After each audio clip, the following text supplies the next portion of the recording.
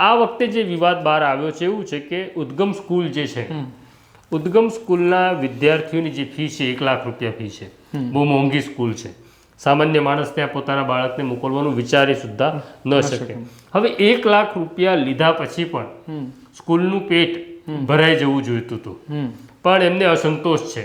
જે મળી રહ્યું છે એના કરતાં પણ એમને ઓછું લાગી રહ્યું છે. એટલે થયું છે એવું કે ઉદ્ગમ સ્કૂલમાં જે છોકરાઓ 11મામાં ભણે છે, 11મામાં ભણે છે એના મા બાપની ઈચ્છા પણ એવી છે કે JEE કે નીટમાં એમના બાળકો સફળ થાય. એટલે એમણે એક ટ્યુશન ક્લાસ છે જેનું નામ છે કીસ્ટોન, એની સાથે ગઠબંધન કર્યું પાછલા બારણે, જાહેરમાં નહીં પણ પાછલા બારણે કર્યું.